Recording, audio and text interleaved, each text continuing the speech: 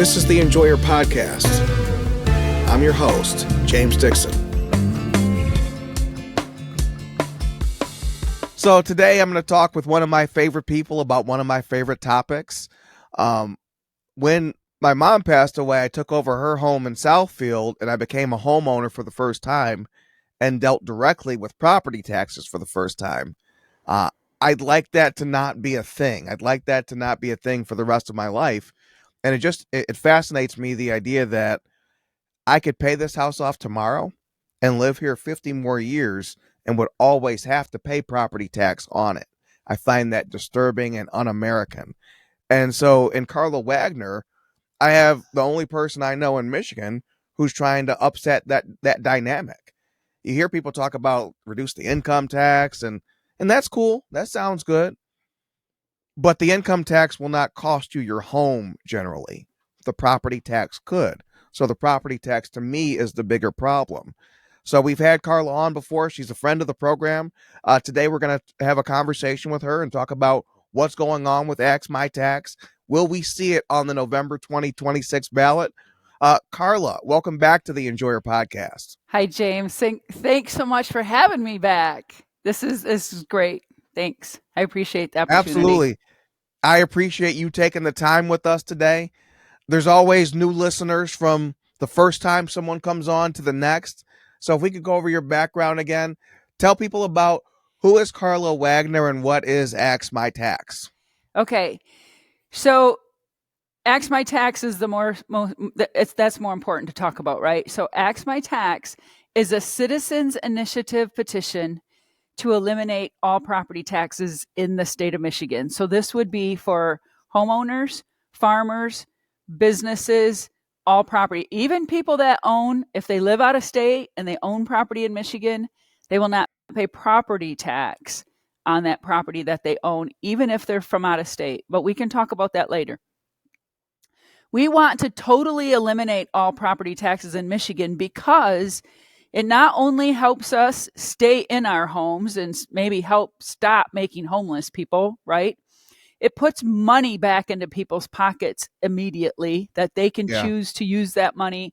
You know, and a lot of people are going to go spend that money, which generates more sales tax for the state, right? Which generates more revenue for whoever gets the money from the sales tax, the schools and et cetera.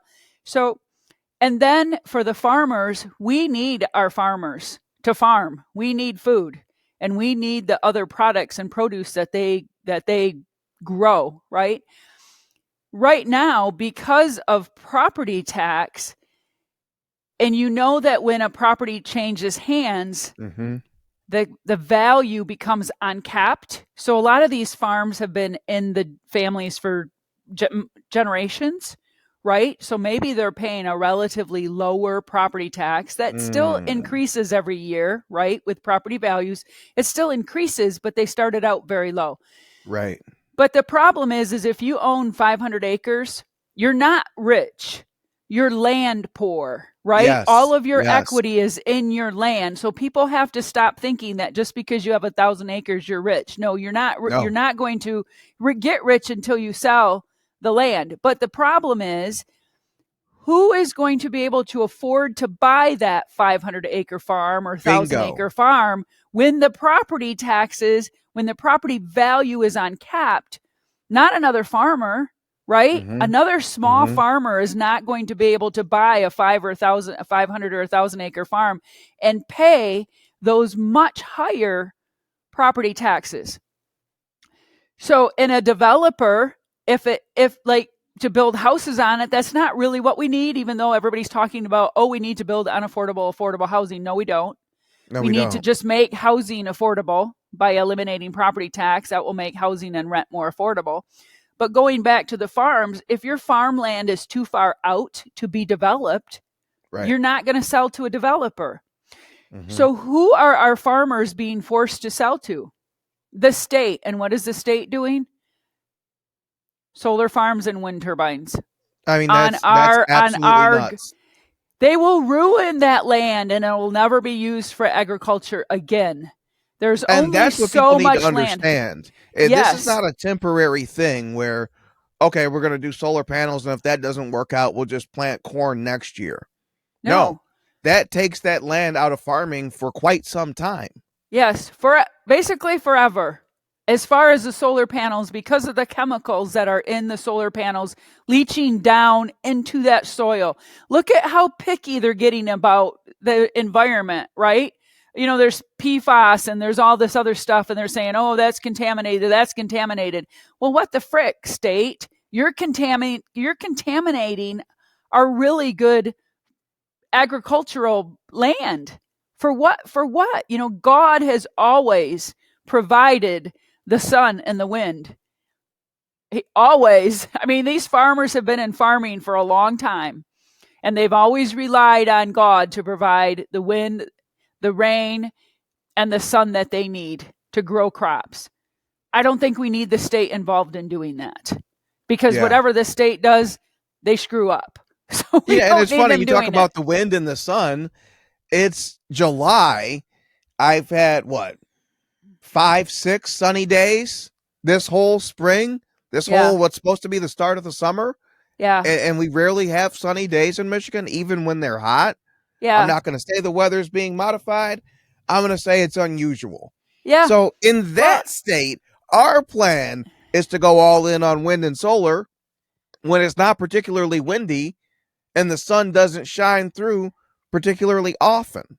Yeah, exactly. So, you know, and if the solar panels are going to save us, what happened like when Alpena had all that ice storms? Well, of course, the solar panels aren't going to soak up sun during an ice storm, but isn't there any energy stored that could have gone to those people and helped them out? I mean, I'm like, what's the point? It's like, what's the point? Other than the fact that we are losing our absolutely perfect agricultural land, and it'll be gone. And who's going to feed us? Who's going to feed us? Right. And what you're saying is what's at play is these perverse incentives that make it impossible for a farmer to sell to a farmer who will continue farming. Exactly. The government likes to create problems, and then they create more problems trying to find a solution. It doesn't make any sense. We need to make it easy to keep farms in the family, to keep farmers farming, or to allow maybe a young family or somebody that wants to invest in farming. That is what we need. And people are more and more concerned about organic because they don't want to put all the chemicals. Look at what we have. We now have RFK at the White House talking about making better food, right? Less preservatives. That's what you can do on land. You can grow organic, right? Why are we not encouraging the heck out of people, young people, to start farming, farm organically, do all of this kind of stuff?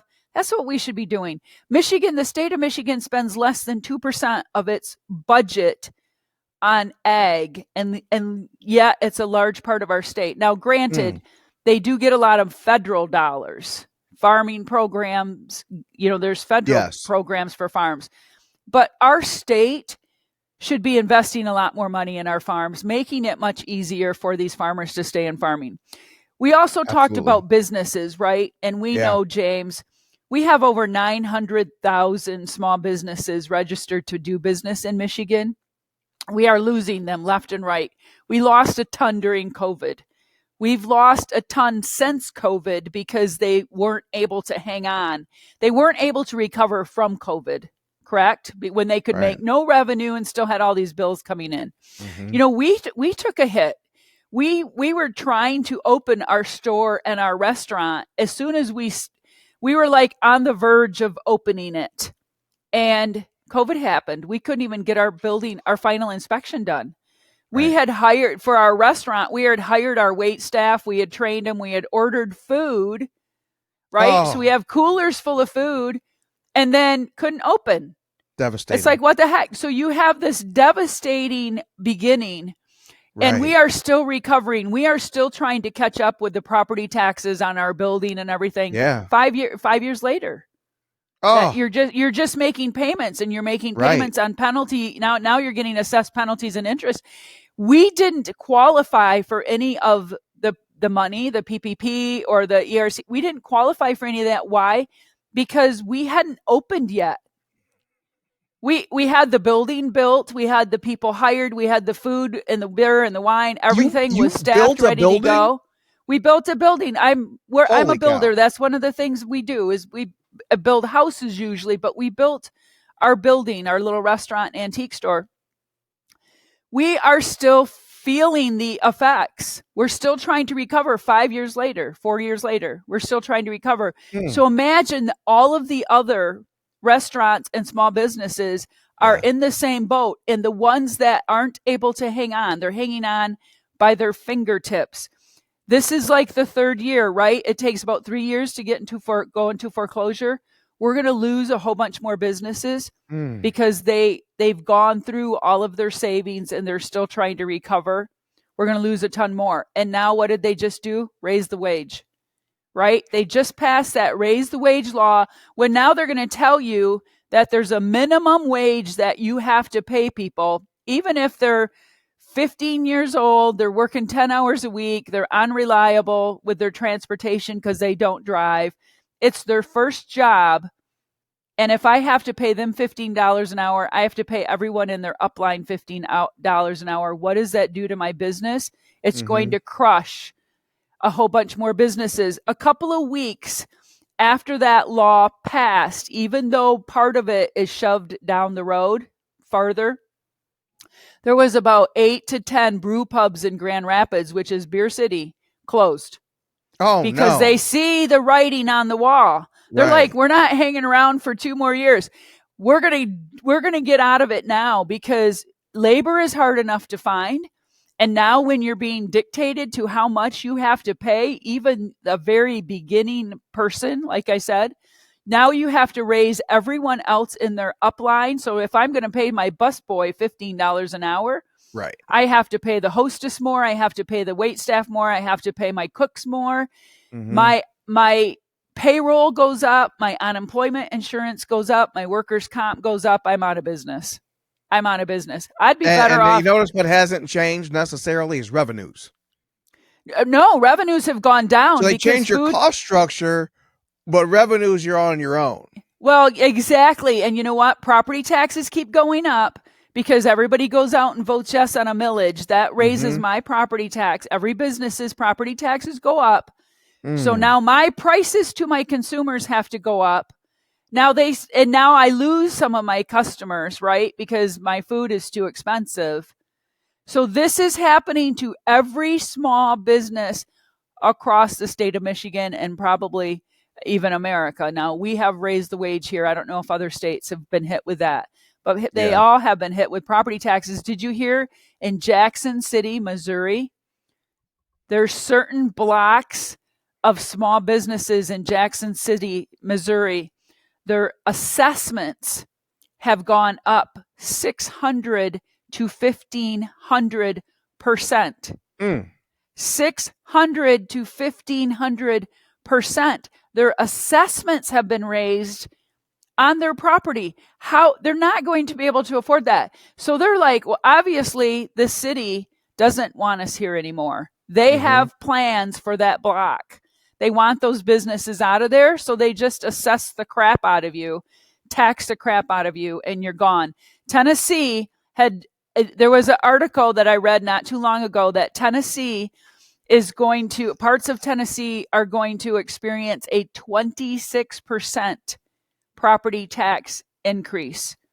Look at what's happening in Chicago. Everywhere, property taxes are going up hugely. That's happening here in Michigan as well. So we've kind of talked about, and you know what? We know that Michigan is in dire straits as far as the economy, right? We're losing businesses and we're losing people out of Michigan, which means we're losing revenue, right? So all our state income tax, our sales tax, all of our revenue streams have gone down except the property tax bucket. So that's the one that we're complaining about because that one keeps going up, but all of our other states' revenue is going down. We know that the only way to get businesses to come to Michigan, we can't we shouldn't have to pay them Yeah. and forgive them property tax. Mhm. Let's just say there's no property tax. Come to Michigan, build your business here in Michigan. Let's not pay them billions of dollars and forgive them property tax. Let's just say there's no property tax for anyone.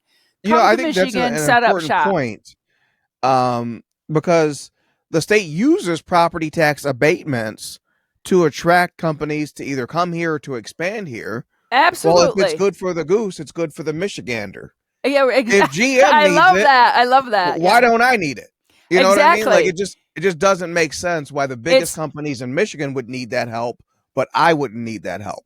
It's corporate favoritism. Exactly. And the only Picking way winners to and losers. exactly. And what it does is they whether it's corporate welfare, property tax abatements, this allows politicians to get headlines and create an impression of economy. But what it does is that is a masking tape over a bad economic climate. That's a bad climate for business, but the governor can give certain exemptions to the bad climate. Yeah. What about fixing the bad climate? What about fixing it? You know what?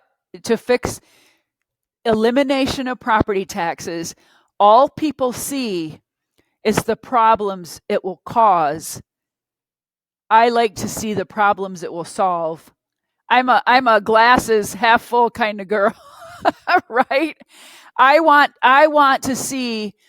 I think the elimination of property taxes in the state of Michigan will solve so many problems that we would be on our way to being the wealthy state we can be instead of the welfare state we are today.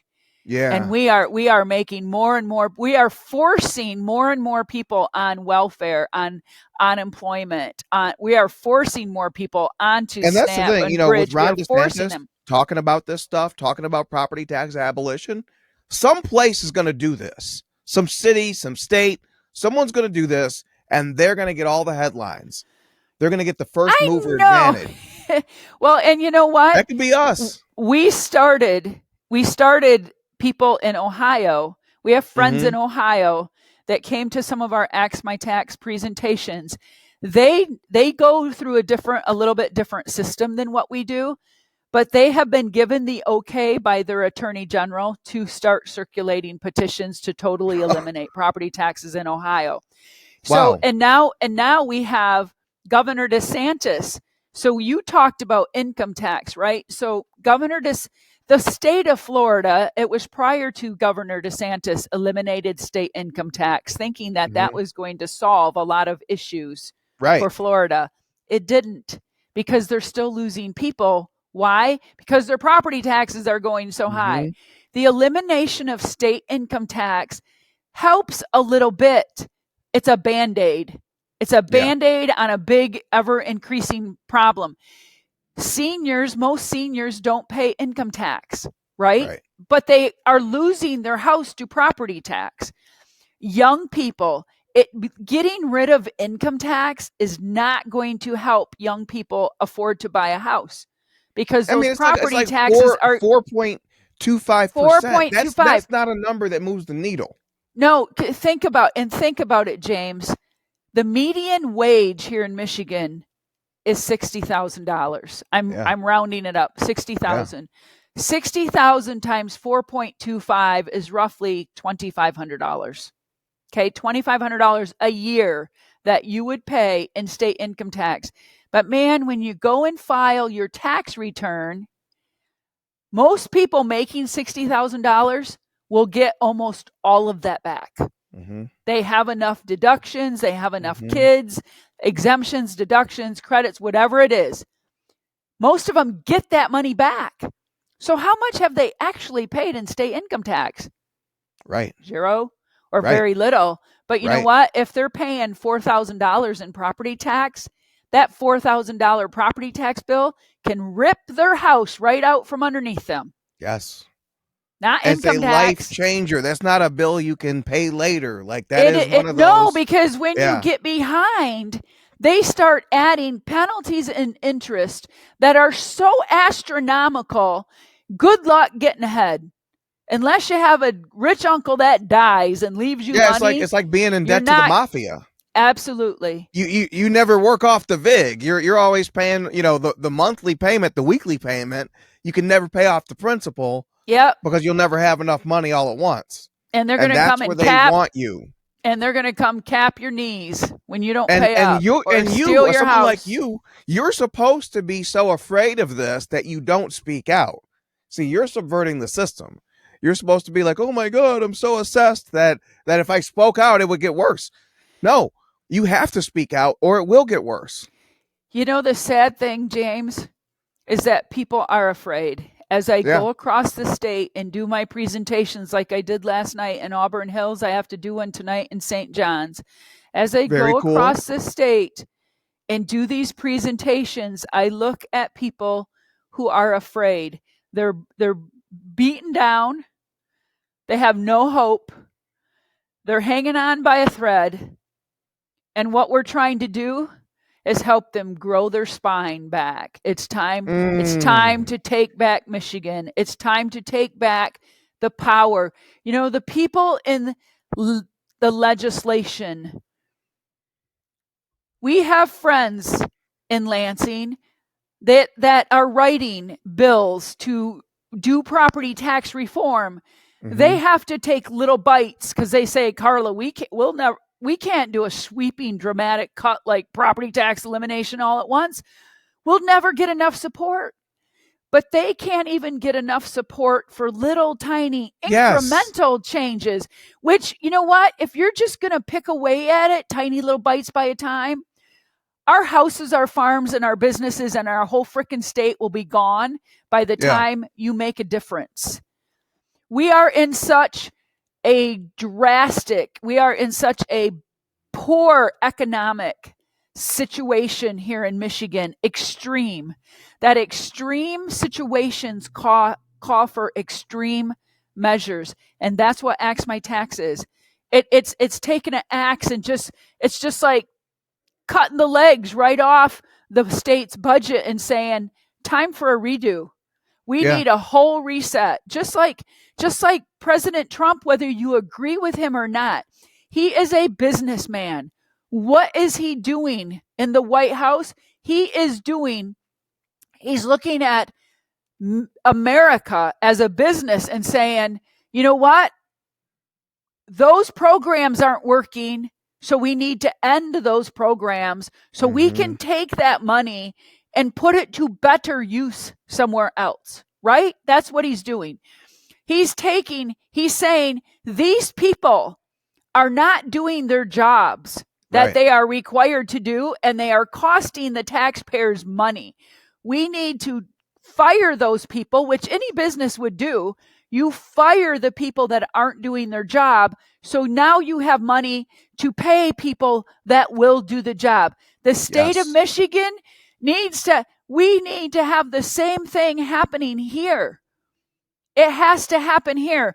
We could hire, not that we want to, but we could hire 10,000 more people in Michigan, give them jobs and say, you're going to look at prison reform. You're going to look at school reform.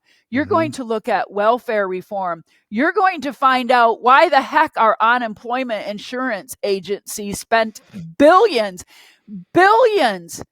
of dollars in fraudulent claims during COVID. How does that happen?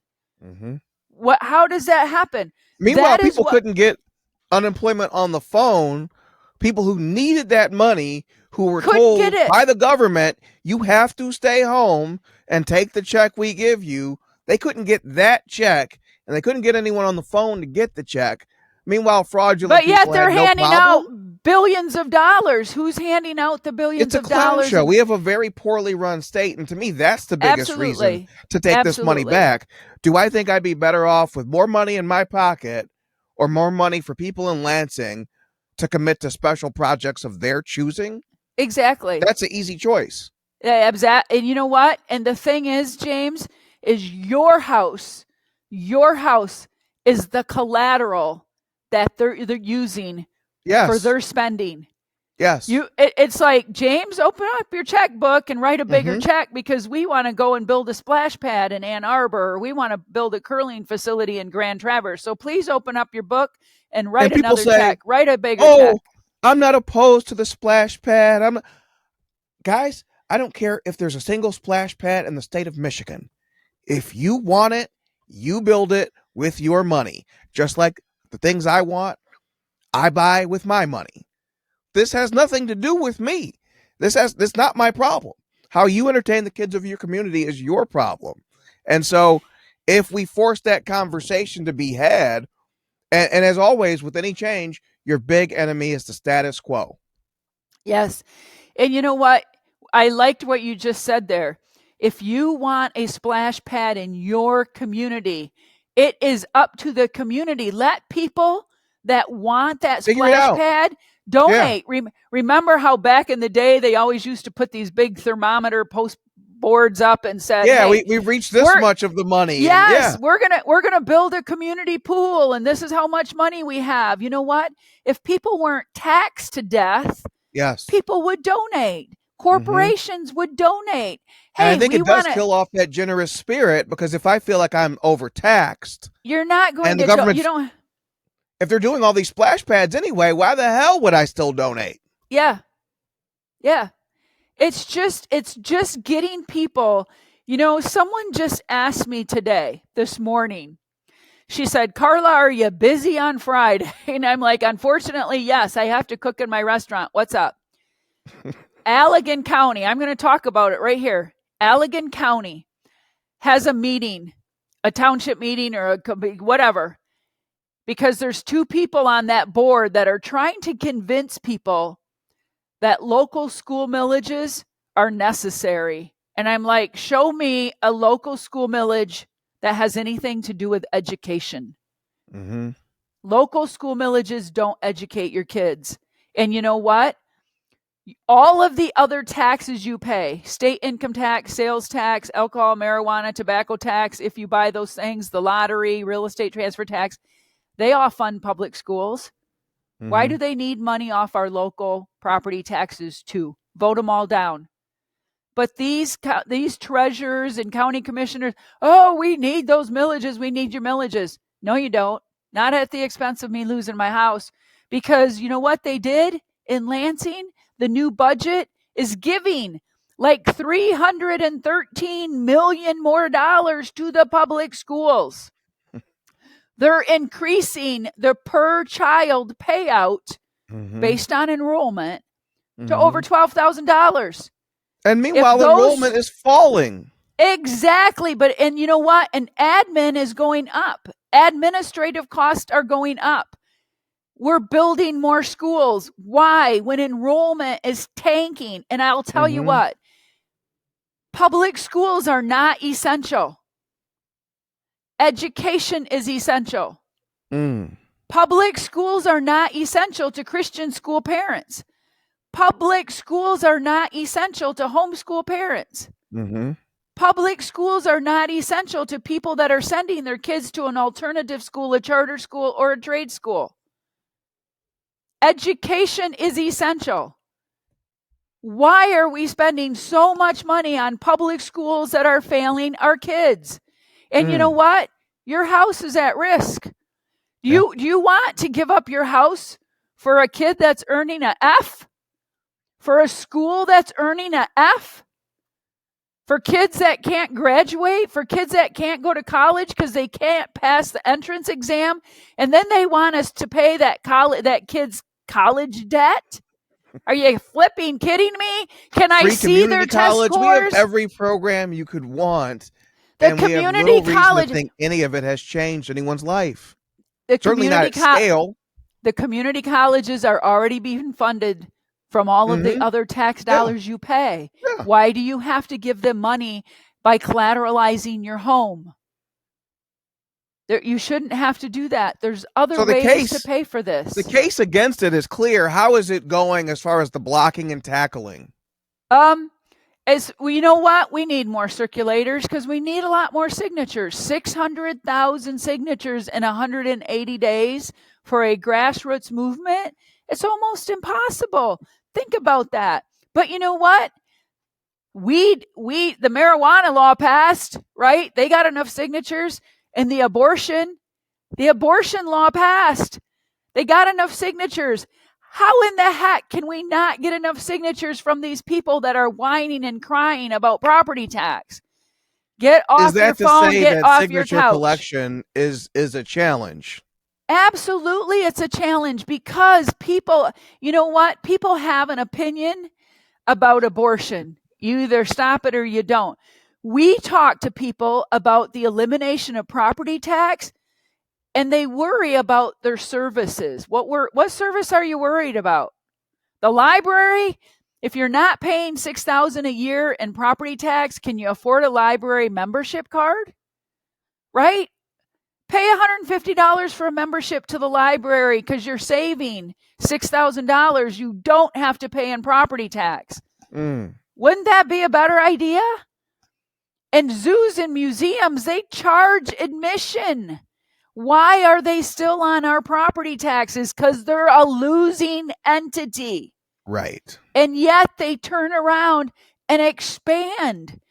You're not making money and yet you're expanding? Oh, that's right, because you're just going to tax the property owners more money. Mm-hmm.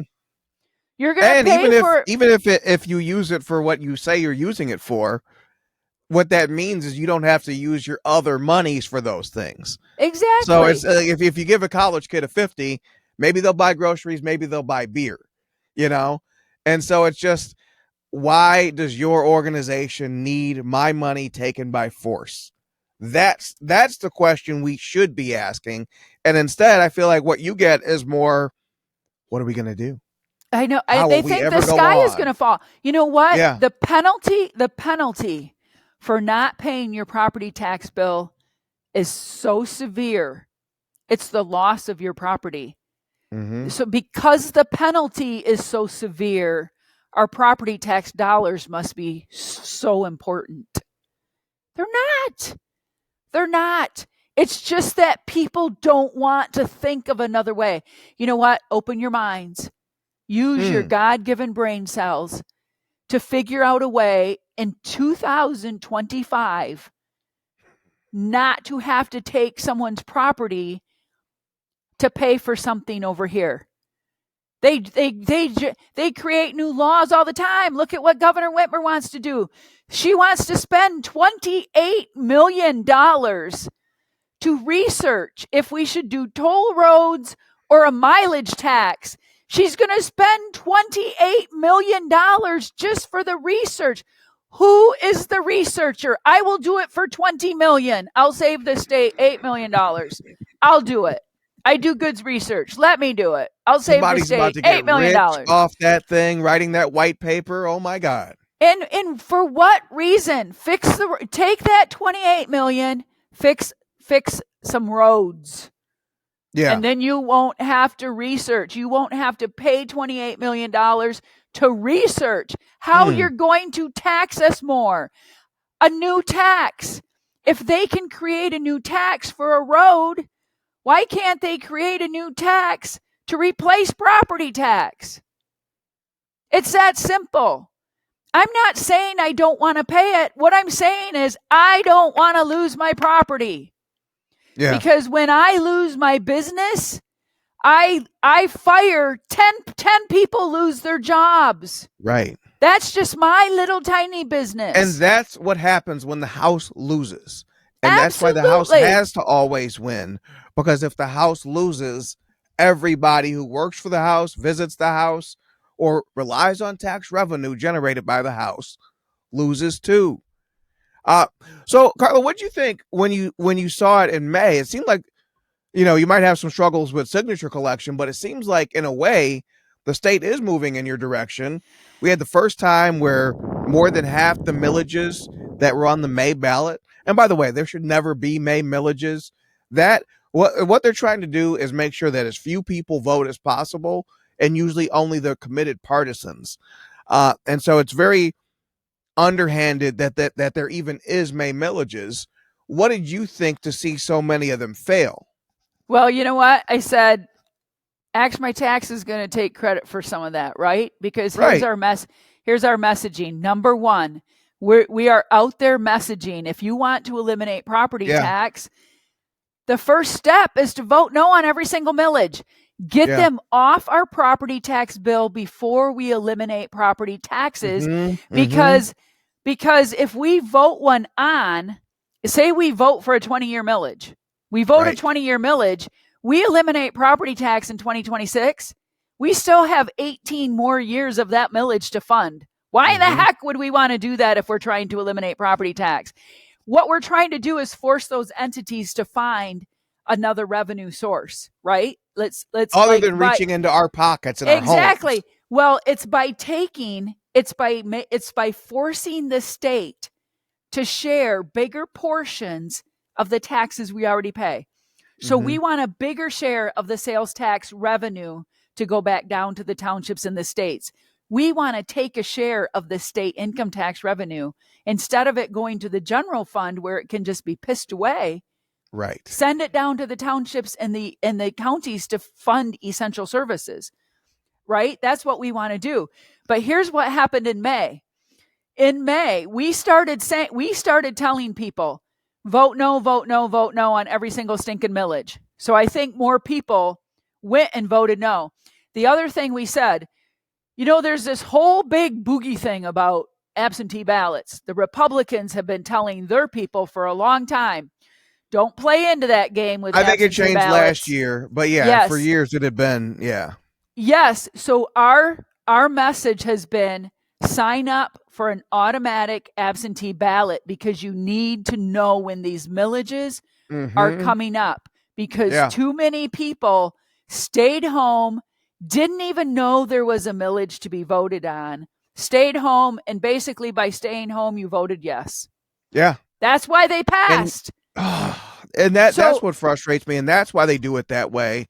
And this little slightly different topic. Our goal in August is to turn down another 50%. Yes. Another 50%. Yes. I think that has to be, that to me is the baby step toward this, right? Yes. Is you have to stop the new bleeding before you say you're going to fix the problem. Yes. And so you can't be voting yes on these things because the mentality that says vote yes is the mentality that says, yes, take my money. Yes. Every time you vote yes, you're giving them the rights to your property.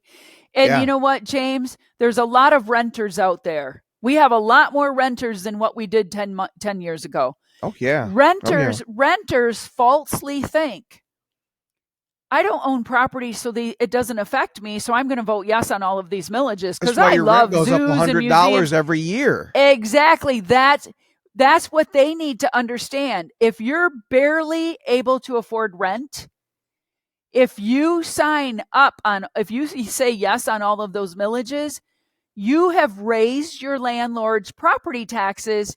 He's going to turn around and raise your rent. Because the house always wins. And if you're a renter, you're not the house. And he is not in business of losing money. He is not in business to lose money. He has a margin of profit he has to maintain, right? So you vote yes on those millages, you increase his property taxes, he's going to turn around and increase your rent, and then here's the last step to that. That renter gets his rent bill and goes, oh crap, I can't afford that. I'm going to pick up and I'm going to move to the county next door. But he left us paying for all of those freaking millages he voted on. And then they pick up and leave town. And here we are stuck with all of those millages. Think about these young kids. I sell real estate. That's one of the things I do. We are saddling our kids with so much debt by voting yes on all of these millages, these stupid millages. They will never be able to buy a home, never be able to own a home where they can earn equity and gather generational wealth. That is how you get ahead. Home ownership is how you get ahead in the world. Creating equity and generational wealth. If you're renting all of your life because that's all you can afford, you are not going to get ahead. by renting. But we take it upon ourselves. Look, here's a kid, 16 years old. Guess what? We just voted on a 30-year bond millage. Mm-hmm. He's 16. He hasn't even been able to vote yet. That 30-year bond millage, by the time he gets to vote at 18, there's still 28 more years of that 30-year bond millage he gets to pay. He didn't even get a chance to vote on it, but he's going to be saddled with 28 more years of that bond proposal that's going to be attached to any property he buys in that area that had that bond proposal. My grandson, my oldest grandson, graduated high school this year. The county and the school district that he lives in, they went to Christian school, but the public school, they voted on a 30-year bond. And I said, Dylan, you will be 48 years old before that one bond, that one bond is going to be attached to whatever you buy in that county for the next 30 years, you poor sucker, right? But that's just one. I had a guy in Auburn Hills come up to me, and I can't remember what township he said he was from. He said he has 22 separate millages. Because when you have a summer bill and a winter bill, property tax bills, but some of them are millages that are cut in half, like your school debt. Okay, you pay half on your winter bill, half on your summer bill. That's really one millage. It's just cut in half, right? He said he had 22 individual millages that he goes, we can't afford this. I had a township treasurer call me, county treasurer call me and say, Karla, I'm nearing retirement and I am just realizing that I will not be able to retire here because the property taxes are so high that when he gets into retirement age and he's on that fixed income, he is not going to be able to afford to live in the county where he is the county treasurer. It's tragic. We have township people and county people out circulating. I mean, township officials, county officials out circulating our petition. Why? Because they know property tax elimination is the right thing to do. It is the only way that we will survive as a people and as a state. It will fix. There will be issues, the changeover. You can see what's happening to President Trump. Oh my God, he's cutting off Medicaid. No, he's only cutting off Medicaid to the people that should not be getting it anymore. Right? That's what we need to do here in Michigan. We could be like, things have to get fixed. Reform has to be done. Reform is going to cause sacrifices. It's like going to war. Yes. There will always be sacrifices. There will always be attrition. But you know what? It will get worse and then it will get better. Right? It is the storm before the calm. Instead of the calm before the storm, it's the other way around. Right.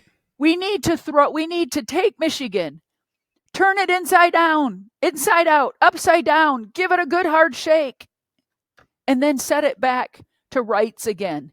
The only way we can do that is a total overhaul of its budget, a total overhaul of the townships and the county's budgets, and how things are going to be funded. You have to take the money out of their hands to begin with. You can't say, okay, you're going to spend $83 billion. Just do it responsibly. No, I want to send you less money to begin with. If you want the government to spend less money, you have to send the government less money to spend. Perfect. Absolutely. It's right where we'll you're get you out of here on this one. Karla, will Ask My Tax make the 2026 ballot? And what would it take to make the ballot? If there's people saying, well, what can I do? I think it's a good idea. What can I do? What is that thing? Do you know what we need right now, James? I'm still doing presentations to educate people. And I'm just going to take a few more of your minutes because here's what else is important. What people don't see, it's the big picture. Only God knows where this ends, right? God already knows where this ends. God knows if we get enough signatures, if we get on the ballot, if we get enough votes. God knows that. What we're doing is working as hard as we can to reach whatever results God has planned for this petition. We need circulators to sign up at the website, axmitax.org. We need people to sign up to get petitions to do this, because they're not only collecting signatures, they're planting seeds. They're sowing seeds about the mission. They're educating people, because we will need educated people to vote on this when it gets on the ballot. People don't understand that we are starting to make progress in Lansing. We had two bills, House bill written by Representative Jim DeSena to eliminate the state education tax off our property tax bill. Another Senate bill number 292 written by Senator Michelle Hoytinga to remove property taxes from seniors at the age of 70. That is progress. People might not see it, but we are being talked about. We have a few gubernatorial candidates are talking. They're finding out. Yeah.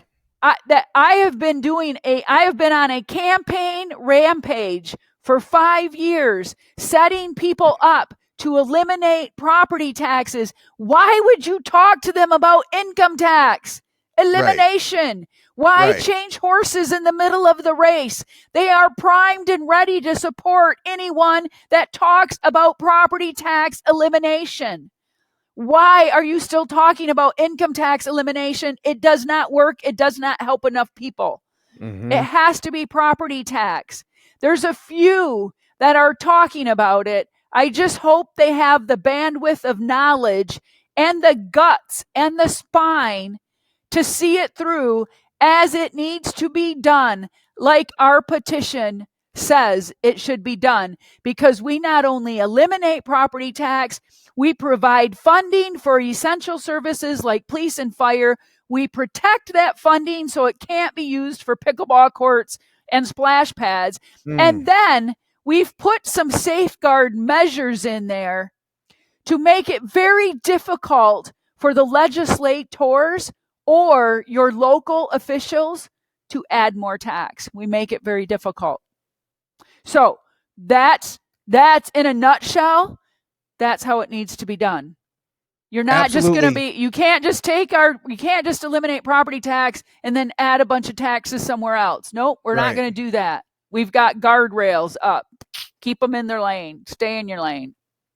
Karla, I really appreciate you taking the time. Give them that address one more time, that web address. Yes, axmitax.org. axmitax.org. There's a volunteer form on there.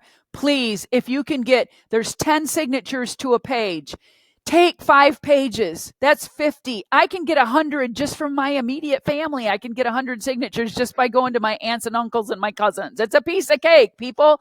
They just got another property tax bill on July 1. Now they know that there's going to be, in August, there's going to be more millages asked for that are going to raise their property taxes again. People want to sign. I feel like that August voting booth is going to be an opportunity. Yes, absolutely. We need, Holy know cow. what? There's so much going on here. People, yes, the concentration is on getting the signatures. But when you look at the big picture, we have multiple states that have already passed property tax reform laws, not elimination, but reform. We have other states working on property tax elimination, like what we are doing. The president is talking about it. Governor DeSantis, Vivek Ramaswamy, who wants to run for governor in Ohio. There's people way more famous than Karla talking about this. Let's get it done. Michigan cannot be last again forever. It's time to be first. It's time to be first. Yes. We need to get it done, Michigan. Here's our opportunity. Here's our chance.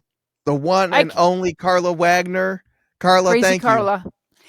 Thank you for taking the time. I love coming on your show. Thank you so much. It's awesome. And many more. Hey, and we got a new Axe My Tax 2026. Yes. I'm going to have to send you one. It's got a quote by George Washington, our founding father, on the back. What does it say? Liberty and property. You can't have one without the other. They are inseparable. It's like love and marriage. Thank you, George.